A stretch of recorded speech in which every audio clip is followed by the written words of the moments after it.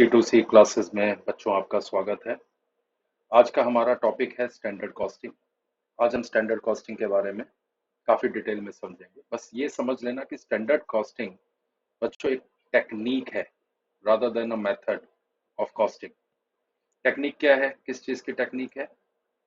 ये टेक्निक है cost control के लिए, और ये टेक्निक है परफॉर्मेंस इवैल्यूएशन के लिए। ओके, अब आप बोलोगे cost control, performance evaluation. Yes, standard costing बच्चों स्टार्ट होती है स्टैंडर्ड सेट करने से। फर्स्ट स्टेप होता है स्टैंडर्ड सेट करना, और एंड होती है, एंड स्टेप है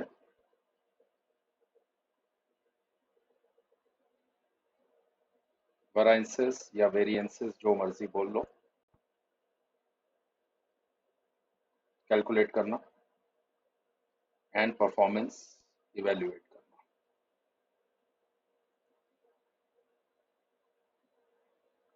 ठीक है बच्चों, यहाँ तक आई होप आप लोग समझ चुके होंगे कि मैं क्या बताने और बताने की बोलने की कोशिश कर रहा हूँ। राइट बच्चों?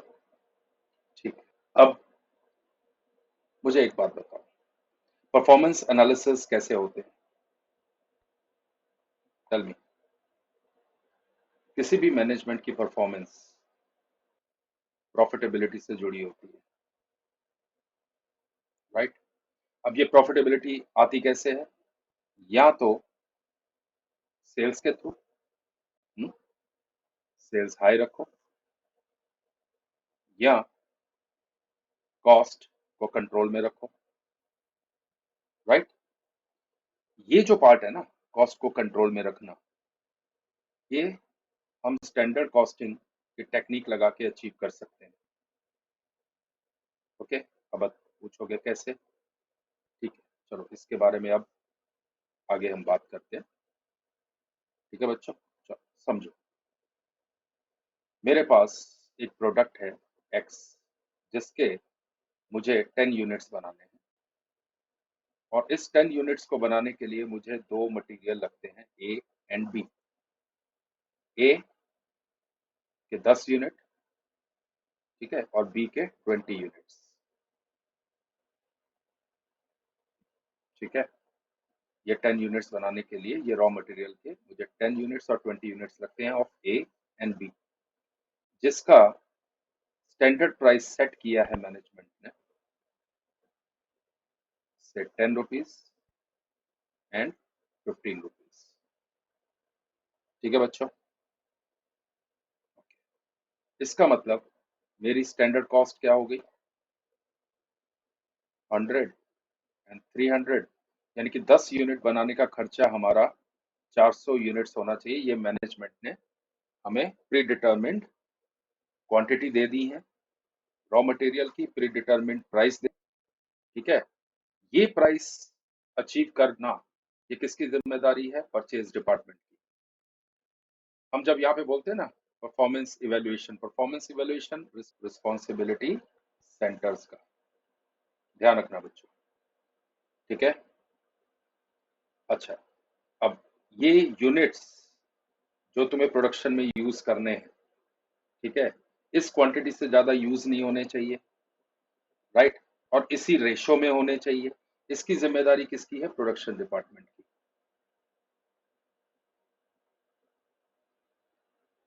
अब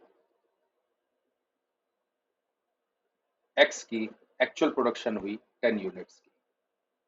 वो दिन आ गया जिस दिन हमारे पास एक्चुअल फिगर्स सामने आई, बकायदा 10 यूनिट ही बने, 10 यूनिट्स ही बने। ठीक है, ए और बी। ओके, पता ये चला कि ए का सिर्फ और सिर्फ 8 यूनिट लगे, ओके, लेकिन बी के 25 यूनिट लगे। ठीक है बच्चों, और 10 रुपया की जगह यहाँ पर लगा 12 रुपया, ठीक है, और यहां पर लगा 15 रुपए की जगह 12 रुपया।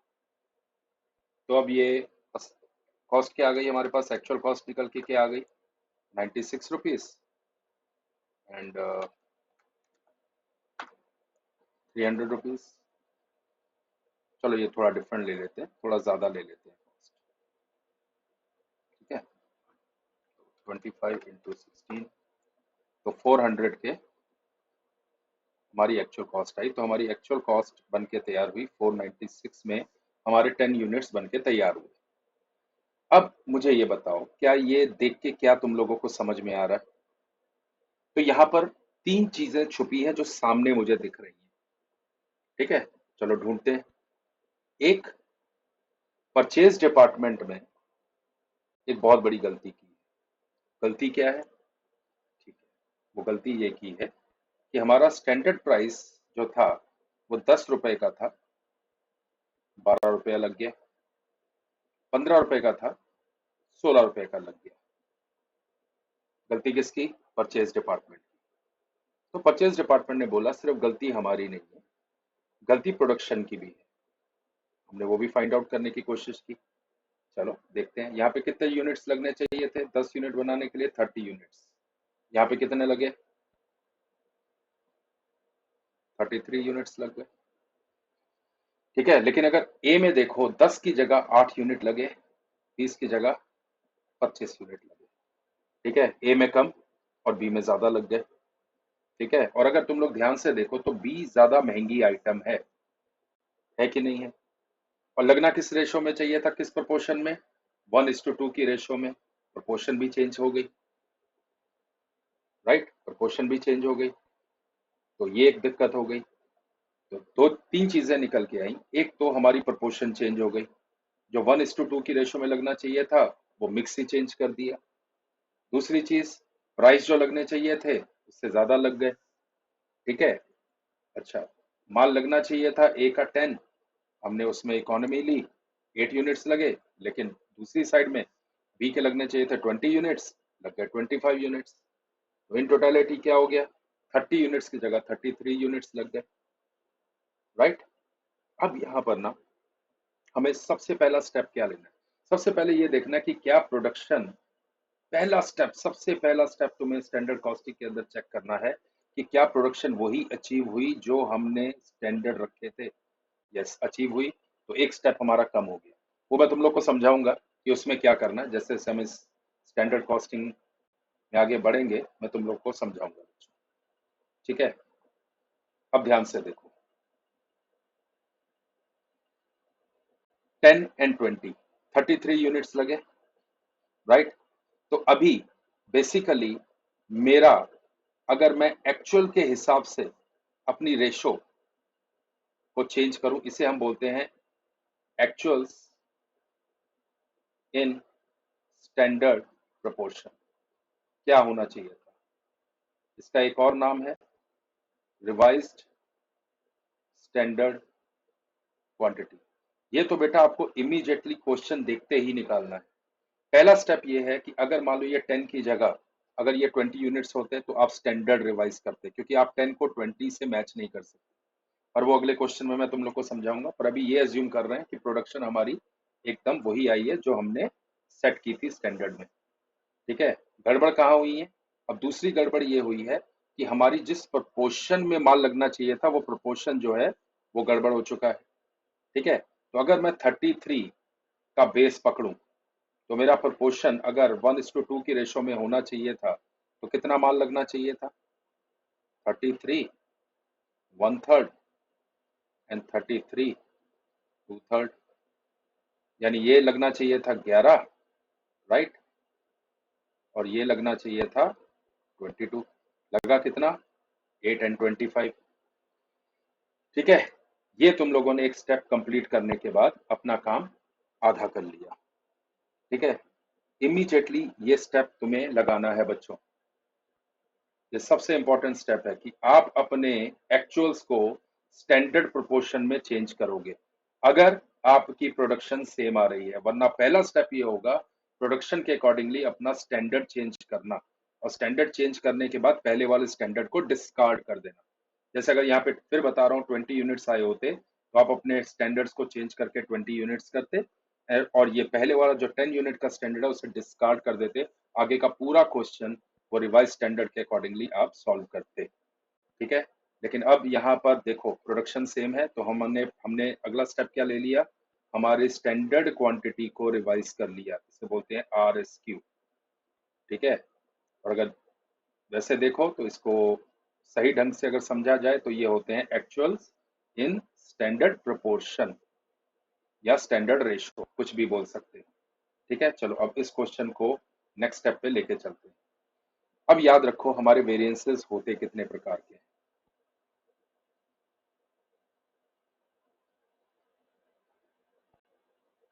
हमारे कॉस्ट सेगमेंट क्या क्या होते हैं बच्चों, मटेरियल, लेबर एंड ओवरहेड अगर हम एक्सपेंस साइड में देखें, और अगर इनकम साइड में देखें तो सेल्स। सीए इंटर में सेल्स आप लोगों के, अच्छा ओवरहेड्स भी कितने प्रकार के होते हैं,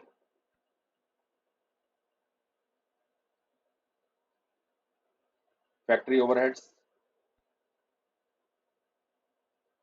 right, administration overheads and selling and distribution overheads, right. ये भी आगे दो प्रकार के, fixed variable, fixed variable, fixed variable. अब बच्चों सीए इंटर में तुम्हारे सिलेबस में ये है लेकिन ये नहीं है, ये नहीं है, ये नहीं है, और सेल्स वेरिएंसेस भी तुम लोगों के सिलेबस में नहीं है। ये सब सीए फाइनल के सिलेबस में है। ठीक है बच्चों, तो हम आज जो कवर करेंगे वो मटेरियल, और उसके बाद अगले दो लेक्चर्स में लेबर और ओवरहेड में फिक्स्ड एंड वेरिएबल, ये सेगमेंट हम कवर करेंगे। ठीक है, अभी ये जो हमने निकाला है ये हम मटेरियल वेरिएंस के लिए काम कर रहे हैं। ठीक है, ये जितनी भी वर्किंग हमने की है, राइट बच्चों, तो इस समय हम मटेरियल वेरिएंस को ही आगे बढ़ाएंगे। बाकी labour variance and overhead variances जो हैं वो हम नेक्स्ट लेक्चर्स में कवर करेंगे। ओके, सो जब हम मटेरियल वेरिएंस की बात करते हैं बच्चों, इसमें 5 तरह की वेरिएंसेस हम निकाल सकते हैं। पहला, मटेरियल कॉस्ट वेरिएंस। ये मटेरियल कॉस्ट वेरिएंस की वजह क्या हो सकती है, या तो प्राइस में डिफरेंस, सोचा था क्या और क्या हो गया, सोचा था हमने 10 रुपए में लेंगे लेकिन हमें मिला 12 रुपए में आइटम, यानी रॉ मटेरियल, प्राइस वेरिएंस आ गया। दूसरा हो गया material usage variance, material quantity variance भी बोलते हैं, मटेरियल यूसेज वेरिएंस भी बोलते हैं। ठीक है, अब मटेरियल यूसेज वेरिएंस में भी दो कारण हो सकते हैं। मटेरियल मिक्स वेरिएंस, कि मिक्स हमने गलत ले लिया, लेना था 2:3 का और ले लिया हमने 4:5 का, और जो 4:5 लिया उसमें जो 5 है वो ज्यादा महंगी आइटम है जिसकी वजह से हमारा एडवर्स आ सकता है। ठीक है, या कम ले लिया तो हमें फायदा मिल सकता है। तो एडवर्स या फेवरेबल, ये याद रखना, हमारे जो भी वेरिएंस होंगे या तो हमारे फेवर में होंगे या हमारे लिए बहुत ज्यादा एडवर्स होंगे। ठीक है बच्चों, material mix and material yield variance.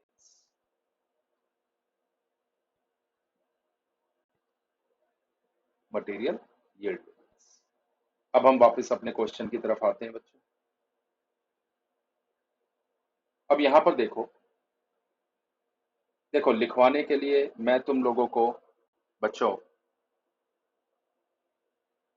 Formula लिखवा सकता हूं, पर पहले ना हम फंडामेंटली अपने आप को क्लियर करेंगे कि ये वर्किंग होती कैसे। ठीक है, मटेरियल कॉस्ट वेरिएंस अगर तुम लोग ध्यान से देखो लगना था 400 रुपया 10 यूनिट बनाने के लिए, लग गया कितना 496, यानी कि स्टैंडर्ड एंड एक्चुअल का डिफरेंस। तो स्टैंडर्ड कॉस्ट वेरिएंस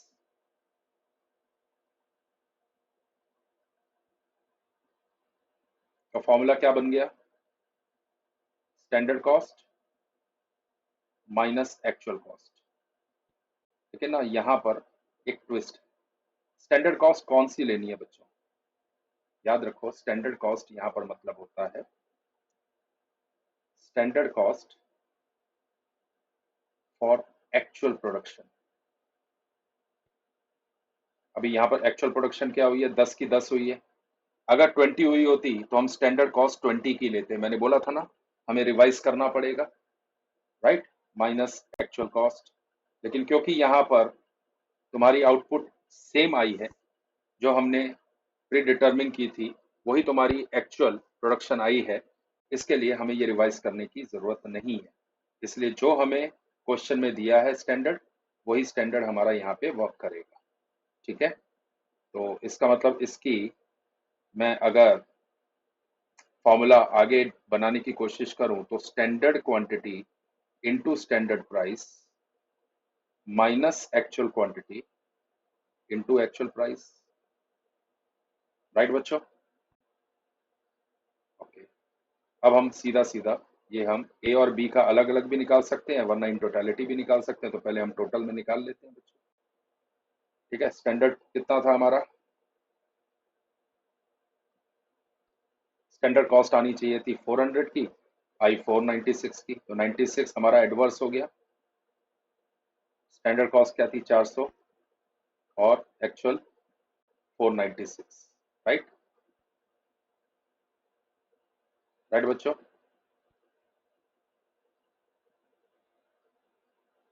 क्वेश्चन देख लो।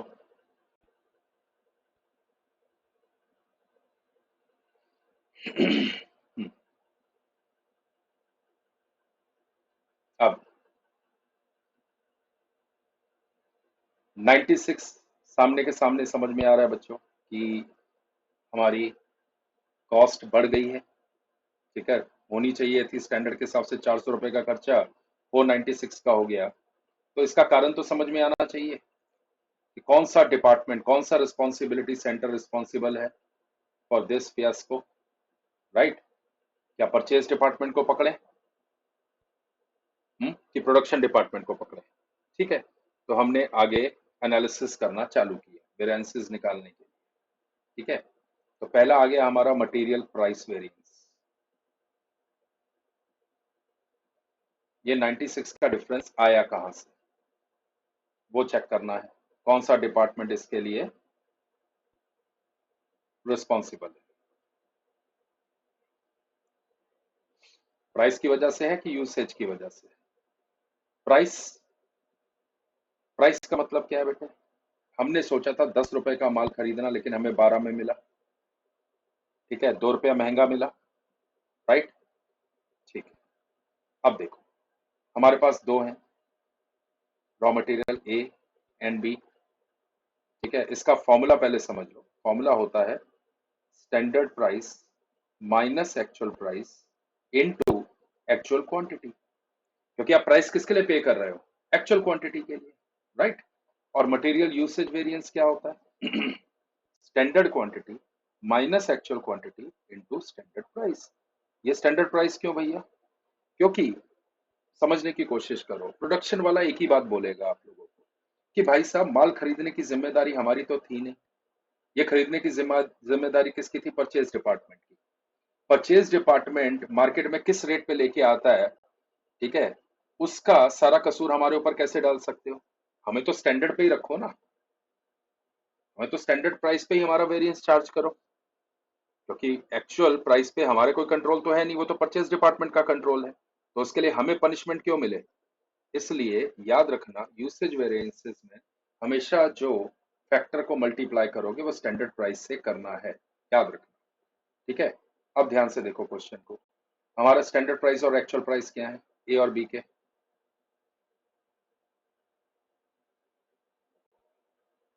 10, 8, 15, 25। Standard price.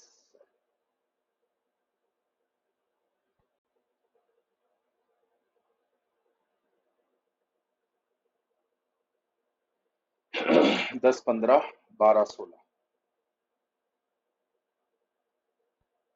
राइट। और एक्चुअल क्वांटिटी क्या है? एक्चुअल क्वांटिटी जो परचेज की गई है 8 और 25, राइट, 8 एंड 25।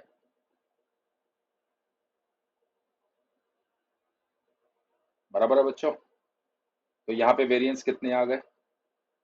2 रुपया ज्यादा खर्च हुआ, 16 एडवर्स हो गया, हाँ या ना?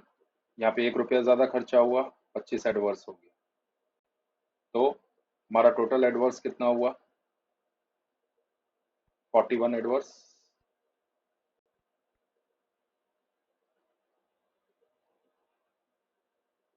राइट। अब स्टैंडर्ड क्वांटिटी हमारी क्या थी?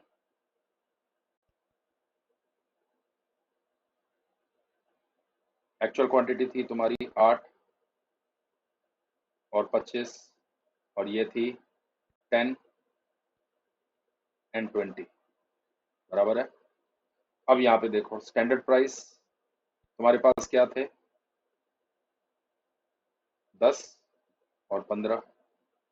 अब यहाँ पे देखो दो क्वांटिटी तुमने कम लगाई, ठीक है,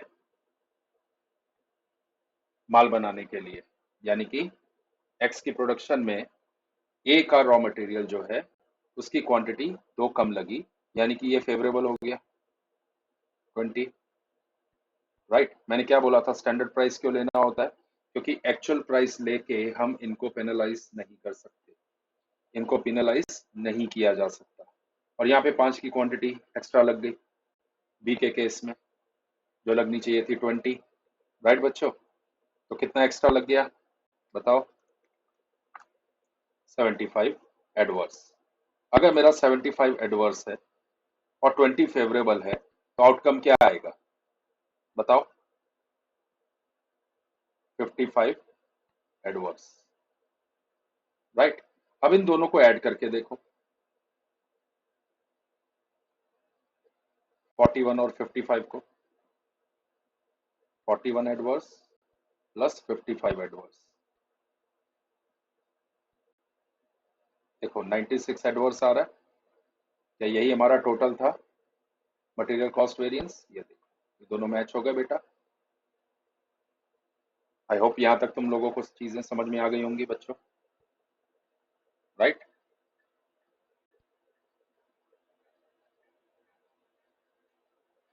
ओके, अब आगे आगे क्या बचा हमारा? अब इसके भी हम दो टुकड़े करेंगे। ये 55 कैसे आया? ठीक है, इसमें हमारी मिक्स की गलती की वजह से कितना नुकसान हुआ और यील्ड की वजह से हमें कितना नुकसान हुआ, ठीक है। ओके, हमने ऊपर आर एस क्यू निकाला था माइनस एक्चुअल क्वांटिटी। और याद रखो जब भी हम यूसेज की बात करते हैं तो स्टैंडर्ड प्राइस आएगा, इसका मतलब उसकी अगर हम कोई सब कैलकुलेशन कर रहे हैं उसमें भी सेम स्टैंडर्ड प्राइस ही आएंगे, क्योंकि फिर बोल रहा हूँ एक्चुअल प्राइस से हम इस डिपार्टमेंट को पेनलाइज नहीं कर सकते। और यील्ड क्या होगा? R S Q minus S Q into standard price. R S Q हमारा कितना आया? अच्छा, एक्चुअल क्वांटिटी कितनी है बताओ? एक्चुअल क्वांटिटी है हमारी ए की 8 और बी की 25। आर एस क्यू हमारे क्या निकल के आए? अच्छा, यहाँ पर स्टैंडर्ड क्वांटिटी क्या थी हमारी? 10 और 20, ठीक है। आर एस क्यू देख लेते हैं हमारे पास कितना आया था, 11 और 22, बराबर है ना? 11 एंड 22,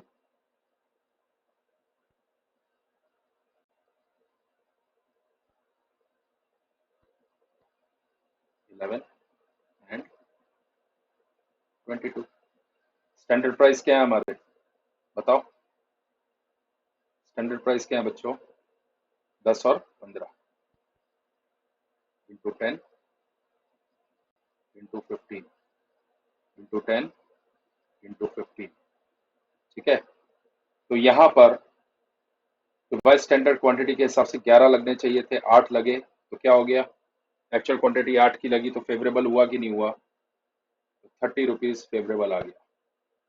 यहाँ पे RSQ के हिसाब से 22 लगना चाहिए था, एक्चुअल क्वांटिटी 25 लगी, 3 एक्स्ट्रा लगा कि नहीं लगा, ये एडवर्स आ गया, राइट। तो इसका मतलब 15 एडवर्स हो गया बच्चों, बिल्कुल ठीक है। यहाँ पे RSQ तुम्हारे 11 के थे, रिवाइज स्टैंडर्ड क्वांटिटी, पर स्टैंडर्ड क्वांटिटी 10 की है, ठीक है, तो एक 10 आ गया, और यहाँ पर 2, राइट, 30 आ गया, राइट बच्चों। हमारे पास टोटल कितने हैं, 55 के। अब देखो, रिवाइज स्टैंडर्ड क्वांटिटी हमारी क्या थी, 11 की, और हमारी स्टैंडर्ड क्वांटिटी क्या थी, 10 की, यानी रिवाइज करने के बाद भी एक क्वांटिटी ज्यादा आ रही है, राइट, क्योंकि ये प्रोपोर्शन क्या है, एक्चुअल का प्रोपोर्शन है, इसका मतलब एडवर्स है। इसका मतलब क्या है बच्चों, एडवर्स हुआ कि नहीं हुआ, रेशो एडवर्स है, राइट।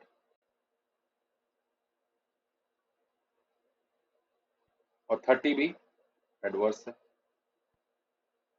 क्योंकि रिवाइज करने के बाद 22, जबकि स्टैंडर्ड क्वांटिटी हमारी 20 थी, राइट। तो रिवाइज करने के बाद एक्चुअल्स के हिसाब से 11 और 22 है, जबकि स्टैंडर्ड क्वांटिटी हमारी 10 एंड 20 है, तो स्टैंडर्ड से ज्यादा है, इसलिए ये दोनों एडवर्स है। तो टोटल एडवर्स कितना है, 40 एडवर्स। अब इन दोनों को ऐड करो, 15 एडवर्स प्लस 40 एडवर्स, इसका मतलब 55 एडवर्स, राइट। इसी के साथ आपका मटेरियल कॉस्टिंग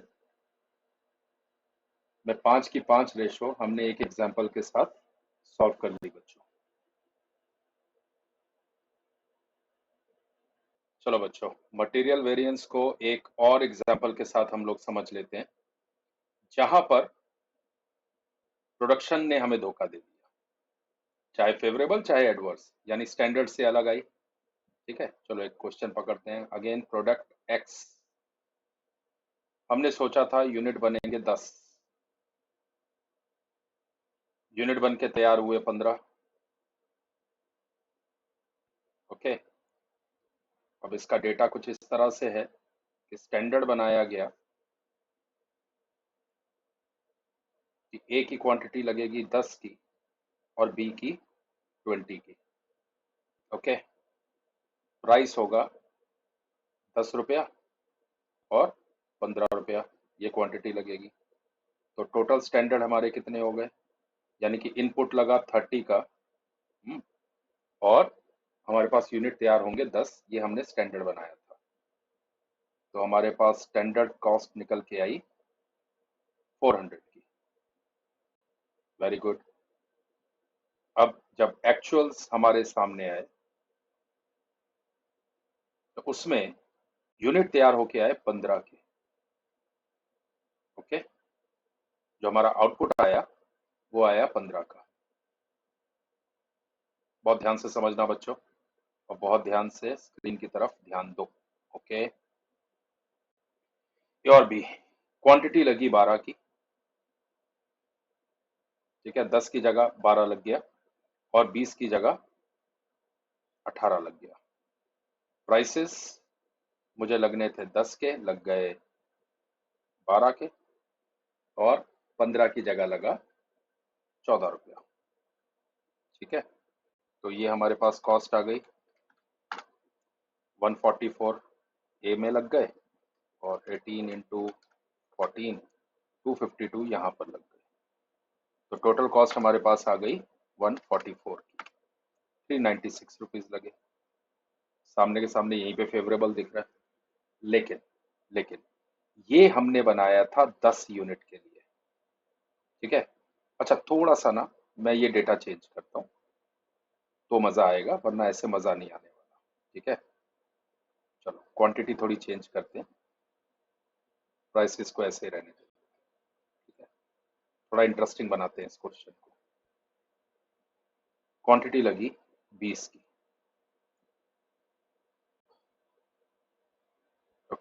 और यहाँ लगा 25, तो टोटल यूनिट लग गए 45, ठीक है। एंड 25 इंटू 14, 350 ये लगा, तो टोटल कॉस्ट मेरी लग गई,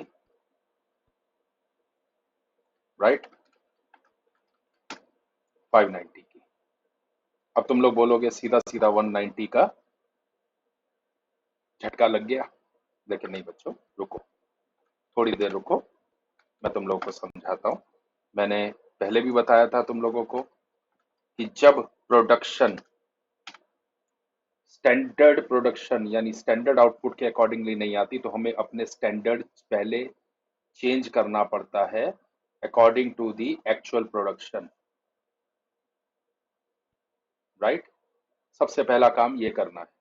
भाई तुमने स्टैंडर्ड बनाए 10 यूनिट के, ठीक है, तुमने अपनी एफिशिएंसी बढ़ा दी फैक्ट्री की और 20-25 यूनिट्स बनाने लग गए, तो अब उस स्टैंडर्ड के साथ कैसे मैच करोगे बच्चों? तुमने अपने स्टैंडर्ड हाई कर लिए, राइट। अब देखते हैं वो स्टैंडर्ड हाई करने के बाद तुम्हारे नए स्टैंडर्ड क्या आते हैं, ठीक है। अब देखो, यूनिट 15 में इसको कन्वर्ट करो कि यूनिट अगर 15 बनाए होते तो मेरा, तो ये हो गया तुम्हारे रिवाइज्ड स्टैंडर्ड,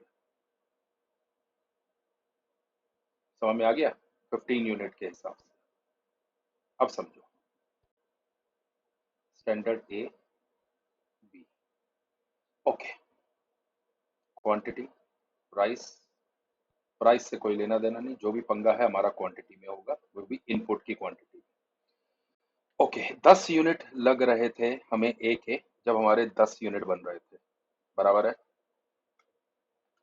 तो 15 यूनिट बनाने के लिए हमें कितने लगेंगे? 15 की क्वांटिटी। तो ये कैसे निकला? 10 यूनिट लग रहे थे 10 की आउटपुट के लिए, तो 15 की आउटपुट के लिए कितना लगेगा? 20 लग रहे थे 10 की आउटपुट के लिए, तो 15 के लिए कितना लगेगा? 30। तो ये लगने चाहिए थे 45, बराबर है, अभी 45 है, बराबर है कि नहीं? बिल्कुल ठीक है। प्राइस हमारा क्या है? प्राइस हमारा 10 और 15 ही रहेगा। यहाँ लगने चाहिए थे 150 रुपए, 450, 600 रुपए, बराबर है। कहीं कोई गलती तो नहीं है? चेक कर लो कैलकुलेटर से एक बार, बराबर। तो लगने चाहिए थे 600, ठीक है। लगे कितने हैं हमारे? 590। अब आ जाओ, सबसे पहले हमें क्या निकालना है? Material cost variance. इसका मैंने क्या बताया था? Standard cost as per actual output minus actual cost. अब बताओ, standard cost as per actual output क्या निकल के आई हमारे पास? ये निकली कि नहीं निकली? 600। अब इसको, पहले वाले डेटा को टोटली डिस्कार्ड कर दो, उसको ना सीधा क्रॉस मार दो, वरना कंफ्यूज हो जाओगे। अब ये स्टैंडर्ड हमारे रहे ही नहीं, इसलिए इसको अभी के अभी काटा मार दो, वरना कंफ्यूजन बढ़ती जाएगी। इसके बाद मैंने तुम लोगों को एक और बात बोली थी कि तुम्हें एक काम और करना है, अपने एक्चुअल्स को इन स्टैंडर्ड प्रोपोर्शन में लेके आना है। स्टैंडर्ड प्रोपोर्शन क्या है तुम्हारा? 1:2 का। देख लो 15:30 है, 1:2 का रेशो है कि नहीं है? बिल्कुल है। और तुम्हारे एक्चुअल किस प्रोपोर्शन में आ रहे हैं? 1:2 तो बिल्कुल नहीं लग रहा है, करके देख लो, बिल्कुल भी नहीं है, ठीक है।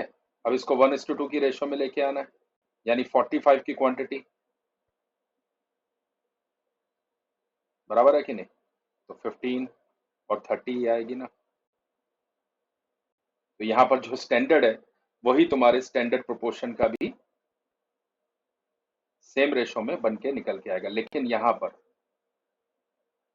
तुम्हारे पास एक्चुअल प्राइस से मल्टीप्लाई होगा। चलो हम आगे चल के देखते हैं, लेकिन तुम्हारी ये रेशो वही रेशो बनेगी जो तुमने रिवाइज रेशो की है as per the actual production.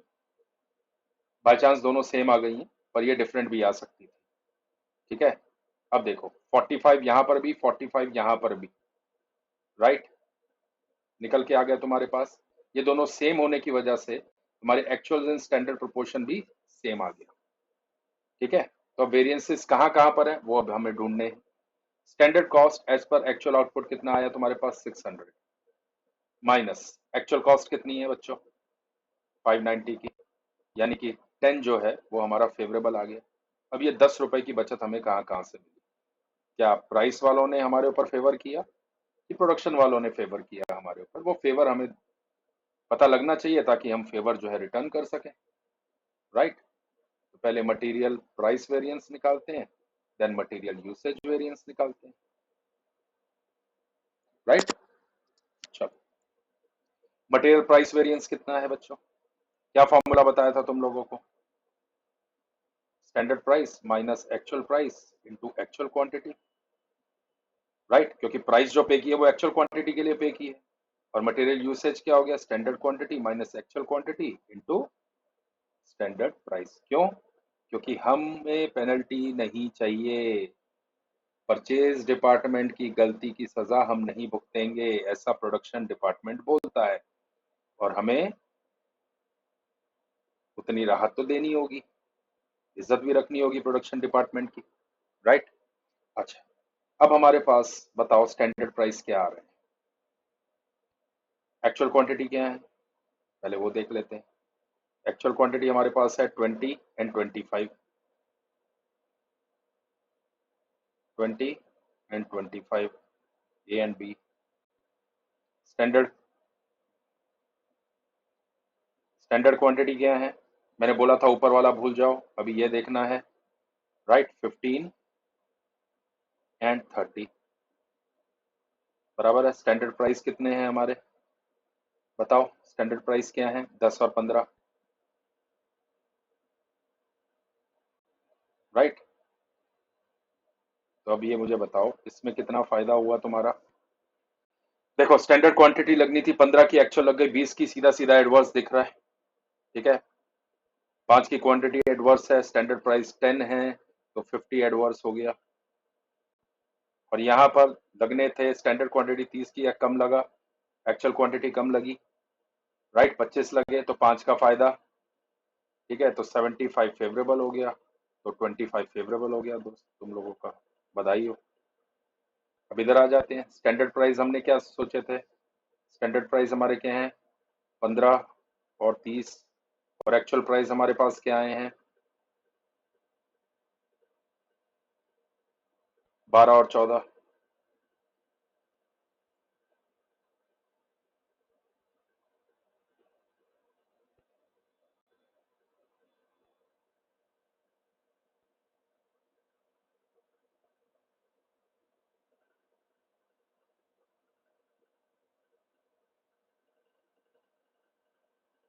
ठीक है, कहीं कोई गड़बड़ तो नहीं कर रहे ना? नहीं, देख लेते हैं। एक्चुअल क्वांटिटी हमारी कितनी है? 30 और 25 की।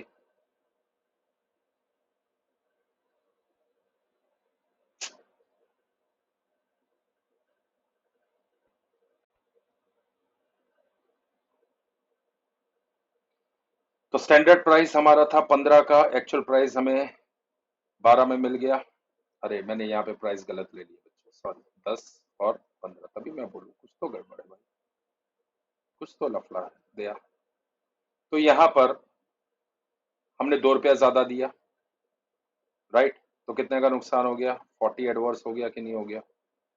यहाँ पर 1 रुपए का फायदा करवाया, तो 25 क्या हो गया? फेवरेबल हो गया। ठीक है, टोटल नुकसान कितने का हुआ? क्योंकि 40 ज्यादा है तो 15 एडवर्स हो गया, राइट। तो अगर तुम 15 एडवर्स माइनस 25 फेवरेबल करोगे, सॉरी, तो 10 फेवरेबल आया कि नहीं आया बेटा?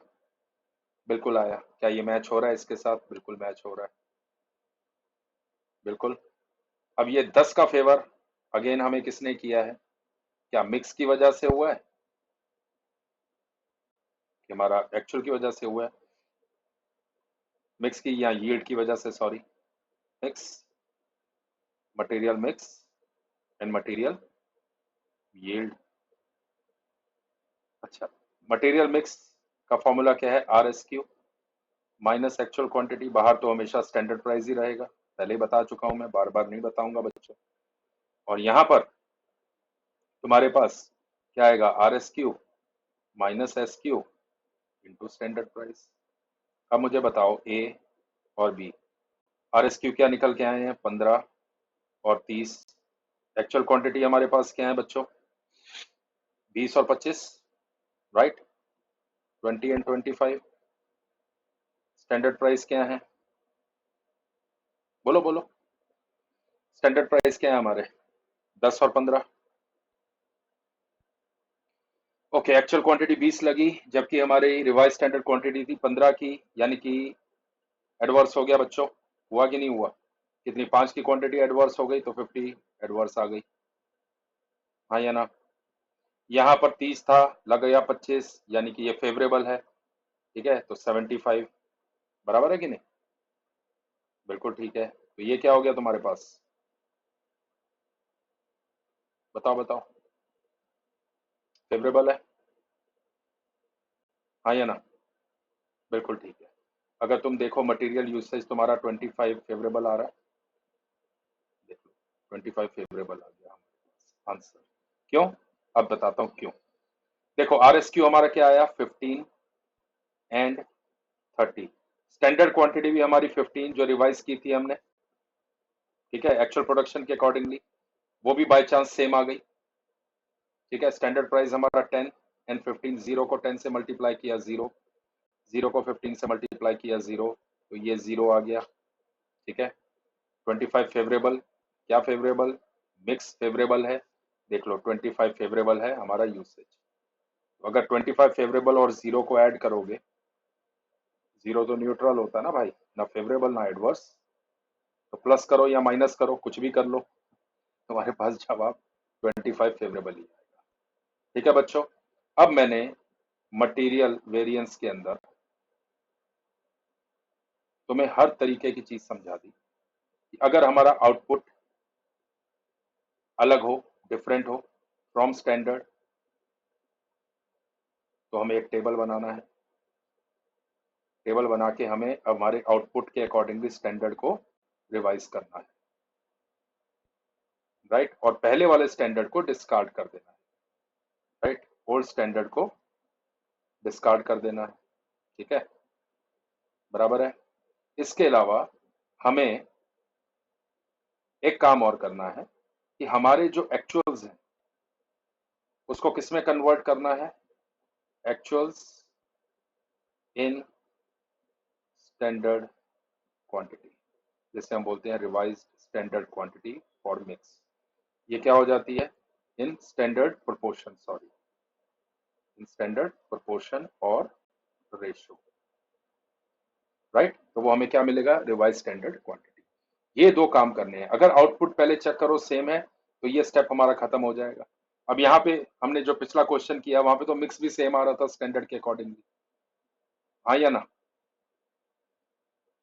सही बात है, स्टैंडर्ड के अकॉर्डिंगली, तो इसलिए मटेरियल यील्ड तो तुम्हारी 0 हो गई, राइट, पर मटेरियल मिक्स में चेंज आ गया तुम्हारे पास, ठीक है बच्चों। तो